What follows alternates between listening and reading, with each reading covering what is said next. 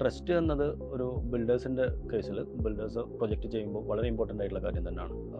നമ്മുടെ ഇപ്പോൾ ഗസൽ ബിൽഡേഴ്സിൻ്റെ കേസിൽ പറയുകയാണെങ്കിൽ നമ്മൾ കസ്റ്റമറുമായിട്ട് നേരത്തെ എഗ്രിമെൻറ്റ് വെക്കുന്നു, സ്പെസിഫിക്കേഷൻസ് അമ്യൂണിറ്റീസ് എല്ലാം കാര്യങ്ങൾ പറയുന്നു. അത് കസ്റ്റമറുമായിട്ട് കമ്മ്യൂണിക്കേറ്റ് ചെയ്ത് കഴിഞ്ഞാൽ പിന്നെ നമ്മളെ സൈറ്റിൽ നിന്ന് ഓരോ ഘട്ടത്തിലും നമ്മുടെ പ്രൊജക്റ്റിൻ്റെ പ്രോഗ്രസ് അനുസരിച്ച് കസ്റ്റമറുമായിട്ട് ഒരു കോൺടാക്ട്സ് അതിനെ സെപ്പറേറ്റ് ആയിട്ട് ഒരു സിസ്റ്റം തന്നെ വെച്ചിട്ട് അവരതിൻ്റെ ഡീറ്റെയിൽ അപ്ഡേറ്റ് ചെയ്യും. ആ അപ്ഡേറ്റ് ചെയ്യുന്ന ടൈമിന് അവർക്ക് എന്തെങ്കിലും കൺസേൺ ഉണ്ടെങ്കിൽ അതുമായിട്ട് ബന്ധപ്പെട്ട് നമ്മൾ അവരുമായിട്ട് സിറ്റ് കഴിഞ്ഞ് എങ്ങനെ ഏത് രീതിയിൽ ചെയ്യാൻ പറ്റും എന്നുള്ളത് പറഞ്ഞ് ബോധ്യപ്പെടുത്തി ആ രീതിയിലാണ് അത് മുന്നോട്ട് പോകുക. അപ്പോൾ നമ്മൾ എന്താണോ നേരത്തെ പറഞ്ഞത്, ഇതൊരു കമ്മിറ്റ്മെൻ്റ് ആണ് ശരിക്കും പറഞ്ഞാൽ. അപ്പോൾ ആ കമ്മിറ്റ്മെൻറ്റ് എങ്ങനെ കീപ്പ് ചെയ്യാൻ പറ്റും ആ രീതിയിൽ നമ്മളത് എൻഷുർ ചെയ്യാൻ ഓരോ ഘട്ടത്തിലും ശ്രദ്ധിക്കാറുണ്ട്.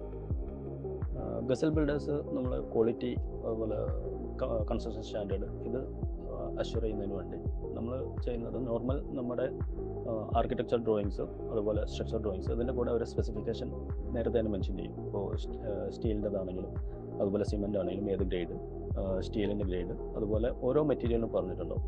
അതുകൂടാതെ ഓരോ ഇപ്പോൾ MEP ആണെങ്കിലും അതിലെല്ലാം സ്പെസിഫിക്കേഷൻ കറക്റ്റായിട്ട് മെൻഷൻ ചെയ്തിട്ടാണ് നമ്മൾ BOQ വരിക.